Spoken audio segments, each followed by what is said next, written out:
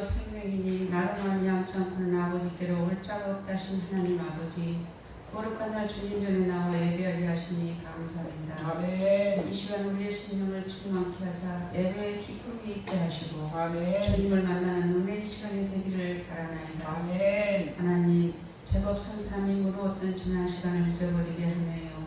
이 결실의 계절에 주님께서 세우신 함께하는 교회도 많은 생명의 열매가 맺어져 가기를 바라나이다. 아멘. 하나님, 세우신 목사님이 권능의 손길로 임하셔서 명육이 강건하신가 말씀 선포의 은혜를 더하시어 듣는 우리도 한 주간을 넉넉히 살아가게 하옵소서. 아멘. 이 나라의 주인이신 하나님 아버지, 갈라진 사람들의 마음도 모아지게 하시고 나라의 기반도 견고하도록 기업의 경제선언도 소상공인들도 어려운 가정에도 지금의 시간을 잘 건너가도록 친히 이끌어 주시옵소서. 아멘. 감사드리며 예수님의 이름으로 기도합니다. 아멘.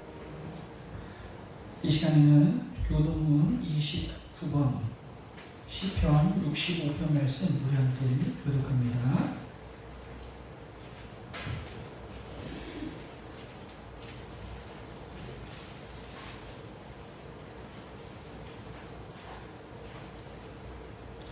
교동문 29번 시편 65편 말씀 우리 함께 교독합니다. 하나님이여, 찬송이 시온에서 주를 기다리오며 기도를 들으시는 주여, 모든 육체가 주께 나아오리이다.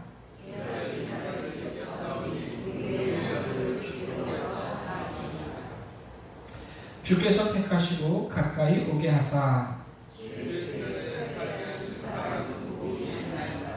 우리가 주의 집 곧 주의 성전의 아름다움으로 만족하리이다.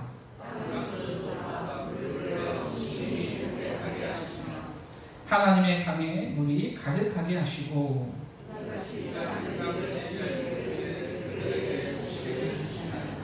초장은 양떼로 옷 입었고 골짜기는 곡식으로 덮였으매. 아멘. 이 시간 다 같이 사도신경하심으로 우리 신앙을 고백하겠습니다. 나는 전능하신 아버지 하나님 천지의 창조주를 믿습니다. 나는 그의 유일하신 아들 우리 주 예수 그리스도를 믿습니다. 그는 성령으로 잉태되어 동정녀 마리아에게서 나시고 본디오 빌라도에게 고난을 받아 십자가에 못 박혀 죽으시고 장사된 지 사흘 만에 죽은 자 가운데서 다시 살아나셨으며 하늘에 오르시어 전능하신 아버지 하나님 우편에 앉아 계시다가 거기로부터 살아있는 자와 죽은 자를 심판하러 오십니다. 나는 성령을 믿으며 거룩한 공교회와 성도의 교제와 죄를 용서받는 것과 몸의 부활과 영생을 믿습니다. 아멘. 이 시간 같이 찬송가 79장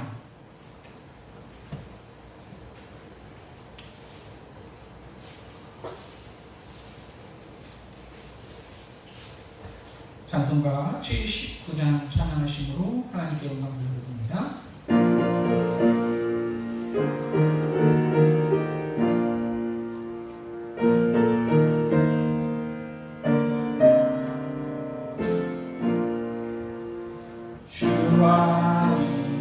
지으신 모든 세계 내 마음속에 그리울 때 하늘의 별 울려 퍼질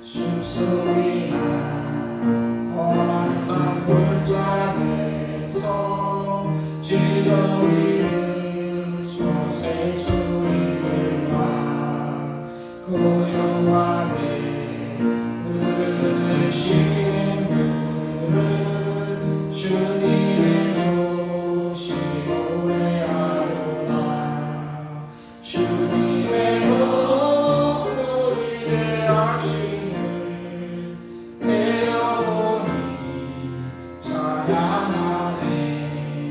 주님의 높고 위대하심을 내 영혼이 찬양하네.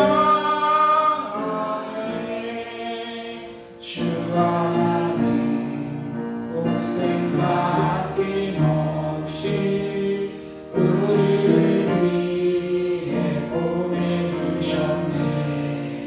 십자가에 이르며 죽으신 주, 내 모든 죄를 대속하셨네. 주님의 높고 위대하심을 내 영혼이 찬양하네. 주님의 높고 위대하심을 내 영혼이 찬양하네. 주님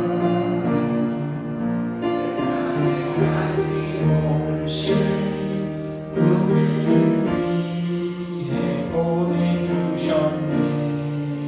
십자가에 이르러 죽으신 주, 내 모든 죄를 대속하셨네. 주님의 높고 위대하심을 내 영혼이 찬양하네. 주님의 높고 위대하심을 내 영혼이 찬양하네. 사절을 하셨던 내 주 예수, 내 주 예수, 세상에 다시 올 때 저 천국으로 나 인도하리. 날 영손이 엎드려 경배하며 영원히 주를 찬양하리라. 주님의 높고 위대하심을 내 영혼이 찬양하네. 주님의 높고 위대하심을 내 영혼이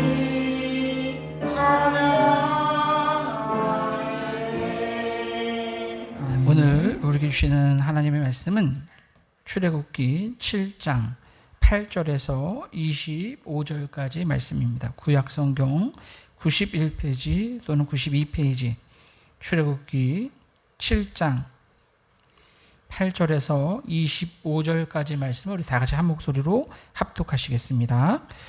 여호와께서 모세와 아론에게 말씀하여 이르시되 바로가 너희에게 이르기를 너희는 이적을 보이라 하거든 너는 아론에게 말하기를 너의 지팡이를 들어서 바로 앞에 던지라 하라. 그것이 뱀이 되리라.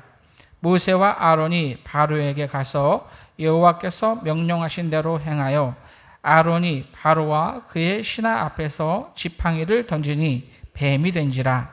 바로도 현인들과 마술사들을 부르매 그 애굽 요술사들도 그들의 요술로 그와 같이 행하되 각 사람이 지팡이를 던짐에 뱀이 되었으나 아론의 지팡이가 그들의 지팡이를 삼키니라. 그러나 바로의 마음이 완악하여 그들의 말을 듣지 아니하니 여호와의 말씀과 같더라. 여호와께서 모세에게 이르시되 바로의 마음이 완강하여 백성 보내기를 거절하는도다. 아침에 너는 바로에게로 가라. 보라, 그가 물 있는 곳으로 나오리니 너는 나일강가에 서서 그를 맞으며 그 뱀 되었던 지팡이를 손에 잡고 그에게 이르기를 히브리 사람의 하나님 여호와께서 나를 왕에게 보내어 이르시되 내 백성을 보내라. 그러면 그들이 광야에서 나를 섬길 것이니라 하였으나 이제까지 내가 듣지 아니하도다. 여호와가 이같이 이르노니 내가 이로 말미암아 나를 여호와인 줄 알리라. 볼지어다 내가 내 손의 지팡이로 나일강을 치면 그것이 피로 변하고 나일강의 고기가 죽고 그 물에서는 악취가 나리니 애굽 사람들이 그 강물 마시기를 싫어하리라 하라. 여호와께서 또 모세에게 이르시되 아론에게 명령하기를 내 지팡이를 잡고 내 발을 애굽의 물들과 강들과 운하와 옷과 모든 호수 위에 내밀라 하라. 그것들이 피가 되리니 애굽 온 땅과 나무 그릇과 돌 그릇 안에 모두 피가 있으리라. 모세와 아론이 여호와께서 명령하신 대로 행하여 바로와 그의 신하의 목전에서 지팡이를 들어 나일강을 치니 그 물이 다 피로 변하고 나일강의 고기가 죽고 그 물에서는 악취가 나니 애굽 사람들이 나일강 물을 마시지 못하며 애굽 온 땅에는 피가 있으나 애굽 요술사들도 자기들의 요술로 그와 같이 행함으로 바로의 마음이 완악하여 그들의 말을 듣지 아니하니 여호와의 말씀과 같더라. 바로가 돌이켜 궁으로 들어가고 그 일에 관심을 가지지도 아니하였고 애굽 사람들은 나일강 물을 마실 수 없으므로 나일강가를 두루 파서 마실 물을 구하였더라. 여호와께서 나일강을 치신 후 이래가 지나니라. 아멘.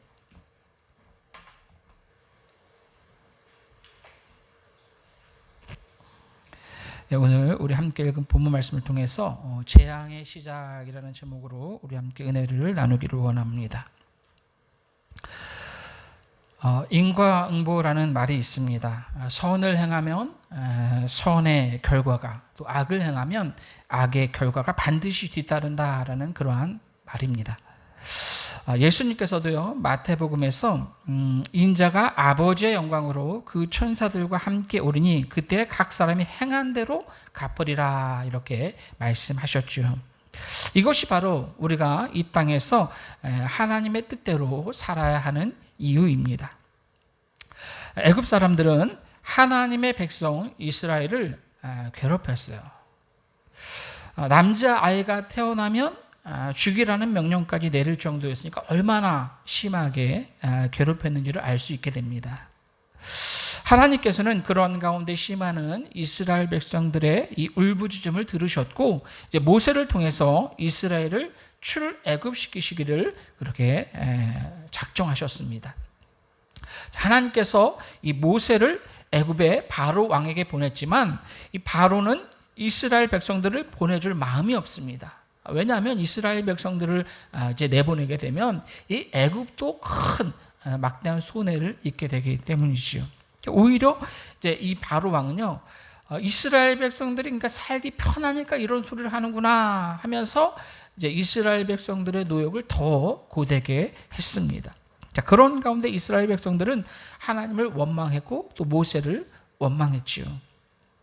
모세도 계속해서 이렇게 바로가 이스라엘 백성들을 보내주지 않으니까 그 전에 했던 것과 마찬가지로 하나님, 나는 더 이상 이 일을 못하겠습니다 라고 하면서 입이 둔한 자입니다, 내가 입이 둔합니다 라는 그러한 핑계를 계속해서 댑니다.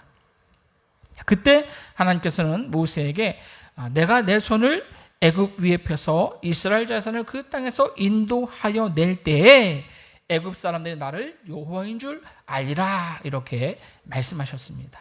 자, 그리고 이제 하나님께서 말씀하셨던 그 때가 이르렀습니다. 자, 하나님께서는 다시 한번 모세를 바로에게 보내십니다. 그리고 이렇게 말씀하셨습니다. 오늘 보면 8절 말씀 보십시오. 오늘 보면 8절 말씀 보시면 바로가 너에게 이르기를 너희는 이적을 보이라 하거든 너는 애굽에게 말하기를 아론에게 말하기를 너희 지팡이를 들어서 바로 앞에 던지라 하라. 그것이 뱀이 되리라. 지팡이가 뱀이 되는 이 이적, 맨 처음 하나님께서 모세를 부르셨을 때, 지명해서 부르셨을 때 너가 애굽의 대적이 되라 이렇게 말씀하셨을 때 하나님께서 모세에게 보여주셨던 그러한 이적이죠. 그 기적을 지금 바로 앞에서 행하라 라고 이렇게 말씀하셨습니다.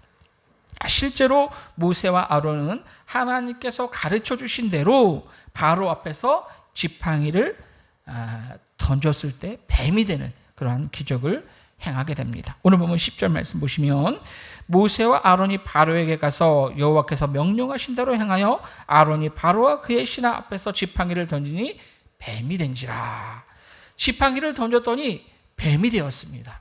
놀라운 기적이죠. 하나님께서 그 순간 역사하셔서 지팡이가 뱀이 되도록 하신 겁니다. 자, 그런데 그 정도로 놀랄 바로가 아니었습니다. 바로도 이 마술사들을 불러서 지팡이가 뱀이 되는 그러한 기적을 행했습니다.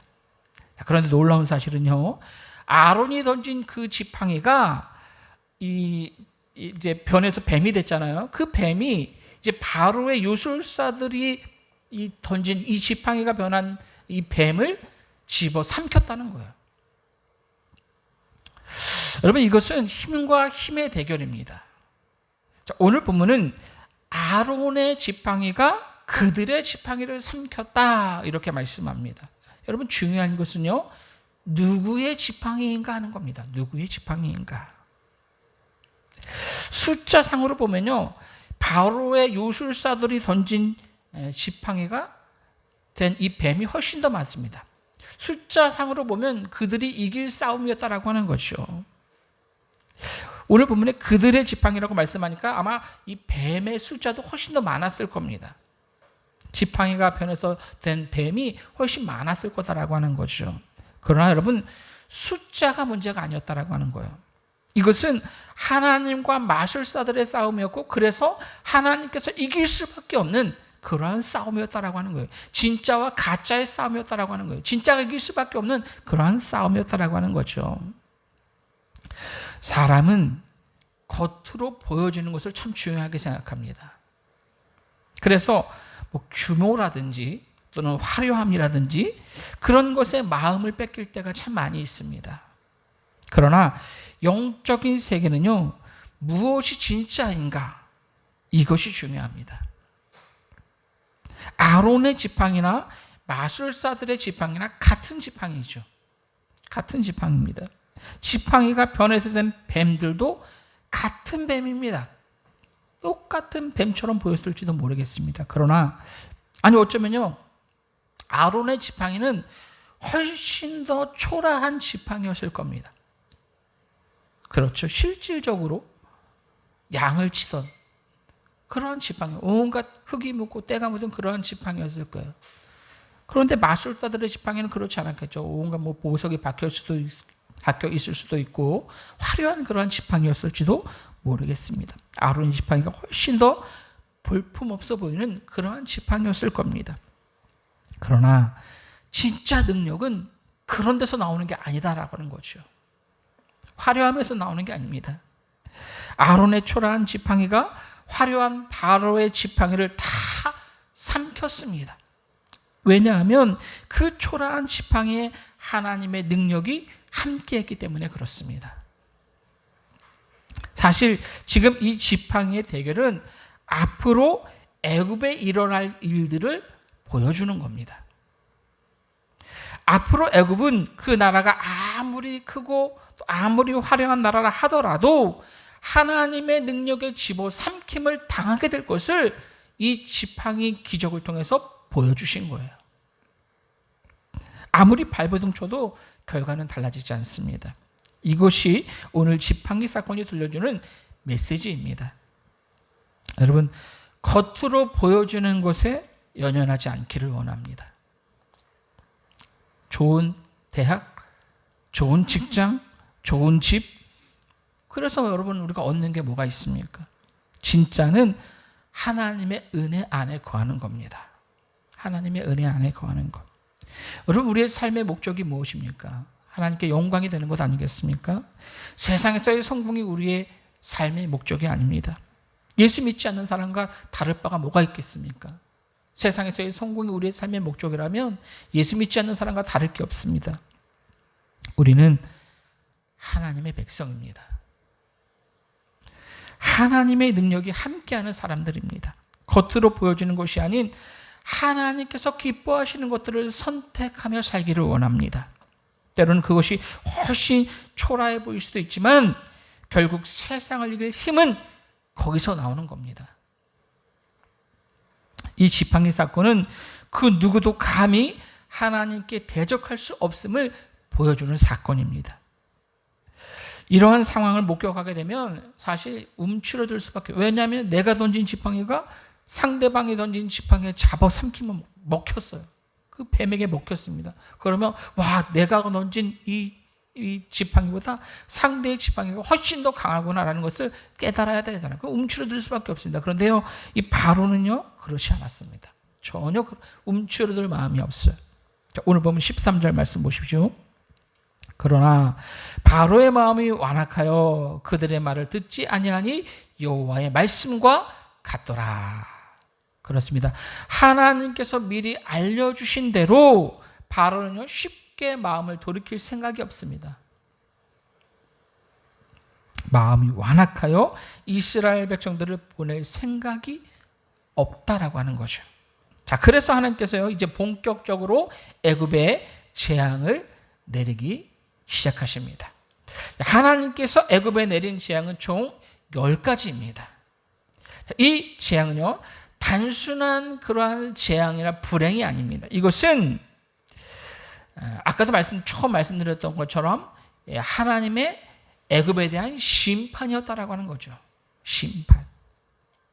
사실 이 10가지 재앙은요 애굽 사람들이 섬기고 있던 신들과 연관이 있는 그러한 심판입니다. 그러한 재앙입니다. 자, 하나님께서 애굽에 내린 재앙은 애굽의 이 거짓 신들과 우상들을 향한 하나님의 어떤 이 선포였다. 너희가 믿고 있는 이 거짓된 이 우상들, 거짓된 신들이 다 헛것이라는 것을 하나님께서 보여주신 거예요. 이 심판을 통해서요. 자, 하나님께서는 이 10가지 재앙을 통해서 저들이 섬기고 있는 신들 다 가짜라는 것, 진짜 여호와 하나님이 누구신지를 확실히 보여주고자 하셨다라고 하는 거죠. 자, 10가지 재앙 중에서 하나님께서 애굽에 내린 첫 번째 재앙이 무엇이었냐면 바로 피의 재앙입니다. 오늘 본문 17절 말씀 보십시오. 여호와가 이같이 이르노니 내가 이로 말미암아 나를 여호와인 줄 알리라. 볼지어다 내가 내 손의 지팡이로 나일강을 치면 그것이 피로 변하고 나일강의 고기가 죽고 그 물에서는 악취가 나리니 애굽 사람들이 그 강물 마시기를 싫어하리라 하라. 자, 하나님께서는요 모세를 다시 바로 앞으로 보내셨습니다. 그리고 모세의 지팡이, 즉 하나님의 지팡이로 나일 강물을 치라 이렇게 말씀하셨습니다. 자, 그러면 나일 강물이 어떻게 변한다고요? 피로 변한다 이렇게 말씀하셨습니다. 여러분 상식적으로 여러분 있을 수 없는 일입니다. 물이 피로 변한다? 절대로 불가능한 일입니다. 과학적으로 설명할 수 없는 일입니다. 어떤 사람은 뭐 강물이 그냥 뭐 이 적조 현상 아시죠? 물이 이렇게 붉은색으로 보이는 그런 적조 현상이었을 것이다 이렇게 해석하기도 합니다. 하지만 여러분 결코 그렇지 않습니다. 성경은 분명 물이 피가 되었다라고 말씀합니다. 하나님이 하신 거죠. 게다가 물이 피가 되면요 그 안에 있던 물고기들이 어떻게 되겠습니까? 살 수가 없습니다. 다 죽어버리고 말겠죠. 또한 피로 변한 강에서는요 냄새가 진동할 겁니다. 악취가 나겠죠. 사람들도 물을 사용할 수 없게 됩니다. 자, 그런데 강물만 그런 게 아니었습니다. 오늘 본문 19절 말씀 보시면 여호와께서 또 모세에게 이르시되 아론에게 명령하기를 내 지팡이를 잡고 내 팔을 애굽의 물들과 강들과 운하와 못과 모든 호수 위에 내밀라 하라. 그것들이 피가 되리니 애굽 온 땅과 나무 그릇과 돌 그릇 안에 모두 피가 있으리라. 나일강만 피가 된 게 아니라는 거예요, 여러분. 그 애굽 안에 있는 연못과 호수와 또 이렇게 운반에 또 운하와 집 안에 있던 나무 그릇 안에 있던 돌 그릇 안에 있던 물들도 전부 다 피가 되었다라고 하는 거예요. 여러분 얼마나 무서운 재앙입니까? 모세와 아론이요 하나님께서 명령하신 대로 순종했고 그 결과 나일강뿐만 아니라 모든 애굽에 있는 모든 물이 전부 다 피가 되었습니다. 호수와 연못, 운하까지 심지어 그릇 안에 있는 물까지 다 피가 되었어요. 여러분 어떻게 이런 일이 있을 수 있습니까? 과연 이런 일이 진짜 있을 수 있는 일입니까? 나일강물이야 그렇다 쳐도 어떻게 그릇 안에 있는 물까지 여러분 피로 변할 수 있습니까? 온 세상이 피로 물들었습니다. 가는 곳마다 피냄새가 진동하고 썩은 내가 진동합니다. 애굽 사람들은 얼마나 놀랐겠습니까? 상식적으로 이런 일이 있을 수 없지만 여러분 하나님이 하셨다라고 하는 거예요. 하나님이 하셨다. 자, 그런데 그런 상황을 목격하면 얼마나 놀라고 무섭고 떨리겠습니까? 여러분 한번 이 남한 강물이 다 피로 변해서 흘러간다 생각해 보세요. 무섭다는 생각 들지 않겠습니까? 아마 보자마자 무섭다라는 생각이 제일 먼저 들 것 같아요. 그런데 여러분 바로는 어떻게 하십니까? 바로는요 이런 일을 당하고도 아무런 변화가 없습니다. 오히려요 마술사들을 불러서 그들의 요술로 물을 피가 되도록 그렇게 행했습니다. 오늘 본문은 그걸 본 바로의 마음이 완악하여 그들의 말을 듣지 않았다 이렇게 말씀합니다. 완악해서 이 모세와 아론의 말을 듣지 않았다라고 하는 거예요. 여러분 이 바로의 모습을 보면서 무슨 생각이 드십니까? 참 어리석다. 아니면 참 겁이 없다. 참 극악하다. 이런 생각 들지 않으십니까? 무서움을 모르는 사람이구나. 그런 생각 들지 않으십니까? 나일강이 피로 변하고 또 애굽 땅의 물들과 온 이 애굽 안에 있는 물들이 다 피로 변해서 썩어가고 있습니다. 그래서 마실 물이 없어요. 그 안에 고기들도 먹지 못하고 다 죽습니다. 이것은 여러분 커다란 재앙이죠. 얼마 전까지 이 강릉에 여러분 뉴스를 보셔서 아시는지 모르겠지만 강릉에 물이 없어가지고 사람들은 얼마나 많이 힘들어했는지 모릅니다. 물이 부족하니까 뭐 이렇게 옆 도시에서 소방차들을 대거 동원해서 이제 정수에 거기 이제 물을 퍼나르는 그런 모습을 제가 뉴스를 통해서 봤습니다. 그래도 부족하니까 뭐 이렇게 단수를 하고 또 자발적으로 그 지역에 사는 사람들이 이제 영업 시간을 단축하고 뭐 그런 뉴스를 제가 봤습니다. 여러분 이 물이라고 하는 것은요 생명과 직결되는 겁니다. 굉장히 중요한 거예요. 여러분 물이 없다고 생각해 보세요. 요즘 뭐 단수가 되면 하루 전부터 이렇게 고지해서 알려줍니다. 그래서 이제 큰 대야 같은데 물을 받아놓고 그렇게 쓰기도 하는데요. 여러분 그것까지 피로 변했다라고 한번 생각해 보세요. 얼마나 끔찍합니까? 여러분 우리가 물 없이 며칠이나 살겠습니까? 애굽 사람들도 어쨌든 물을 마셔야 되니까 어떻게 합니까? 오늘 보면 24절 말씀 보시면 애굽 사람들은 나일강 물을 마실 수 없으므로 나일강가를 두루 파서 마실 물을 구했다 이렇게 말씀합니다. 마실 물이 없으니 땅을 파서 물을 구했다라고 하는 거죠.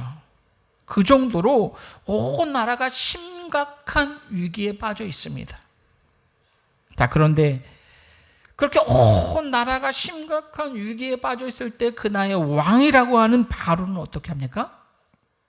그냥 그러려니 합니다. 관심이 없어요. 관심이. 어떻게 해서든 왕으로서 이 일을 수습해야 되는데 그렇지 않았다라고 하는 거예요.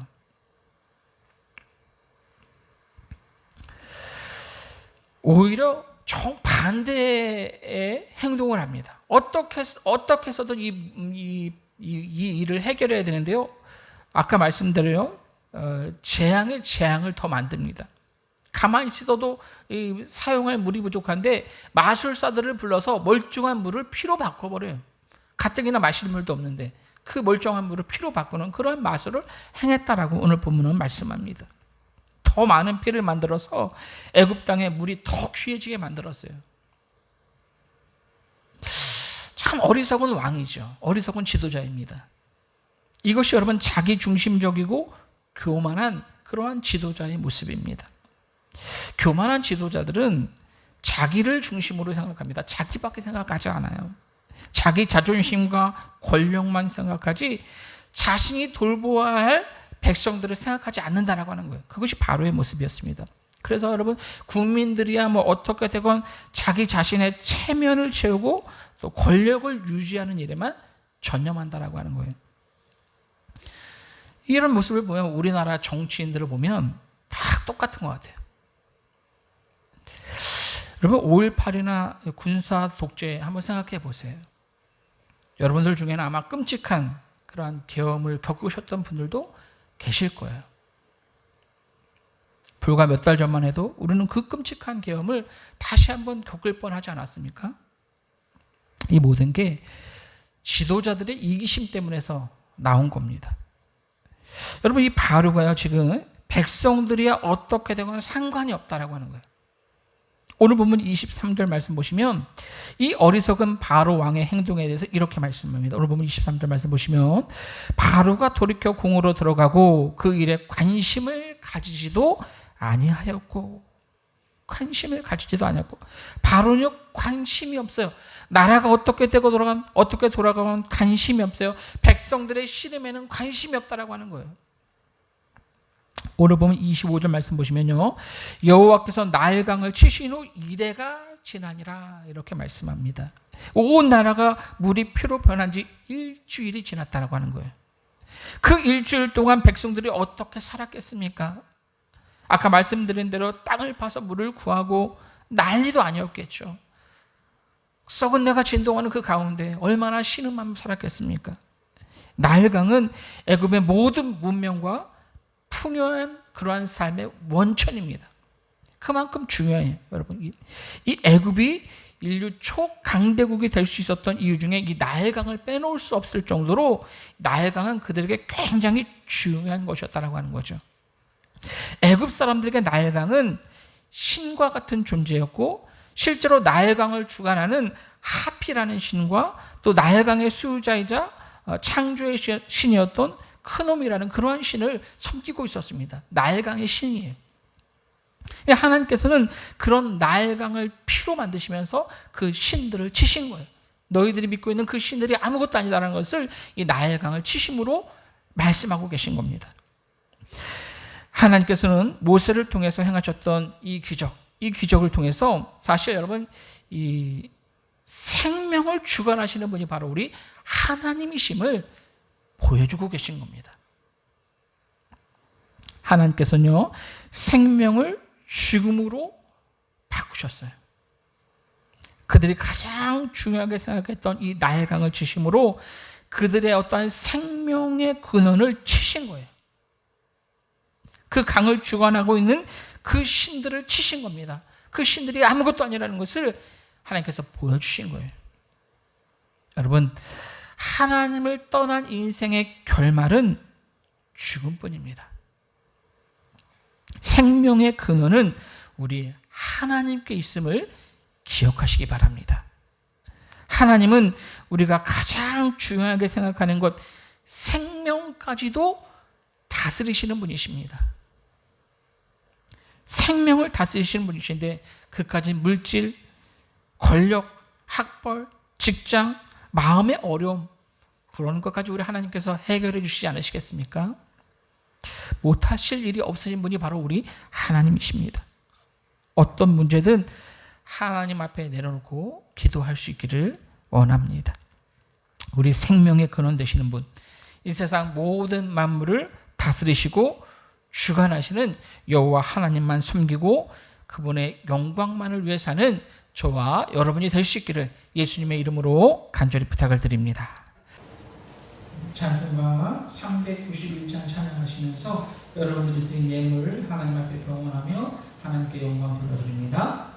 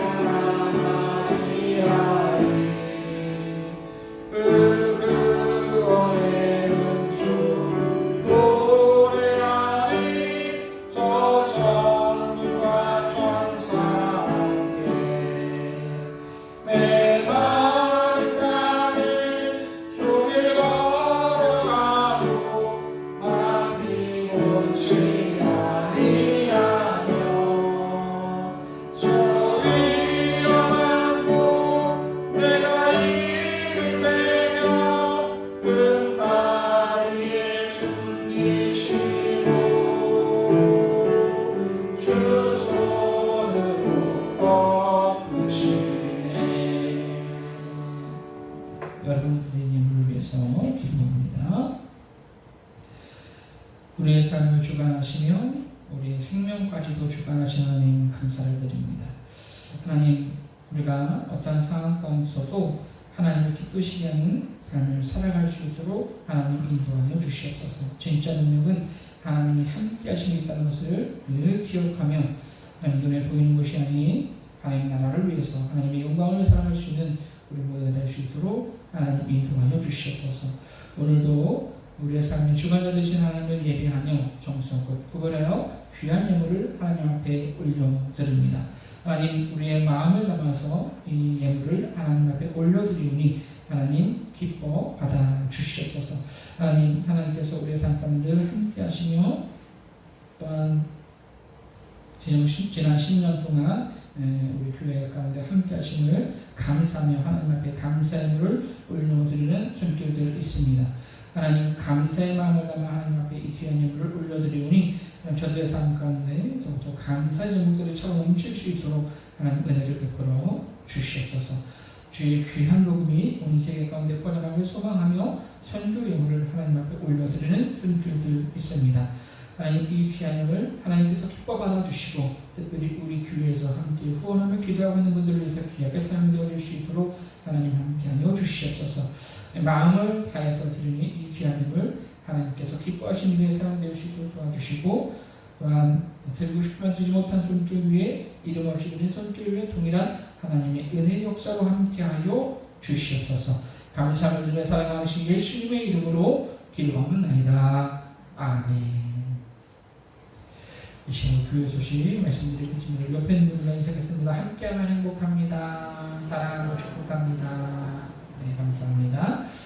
예. 지난주에 우리 창립 10주년 감사 예배를 드렸는데요. 수고해주신 모든 분들 감사를 드리고 함께하지 못하신 분 아쉬운데 다음에 함께할 수 있는 그런 기회를 가져주셨으면 좋겠습니다.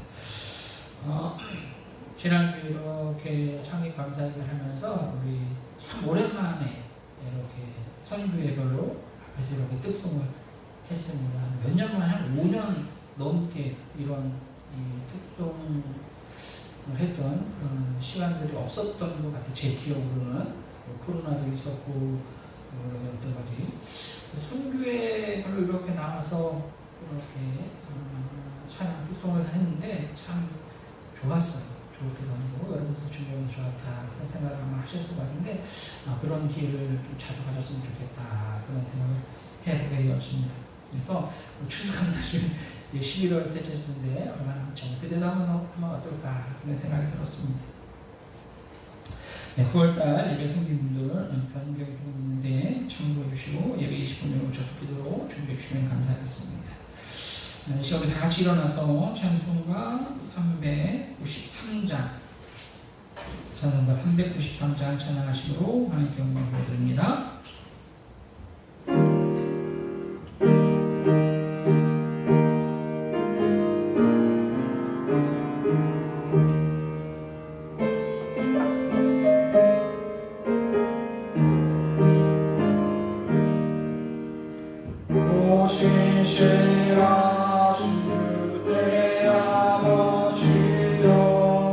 늘 함께 계시니 그럼 없네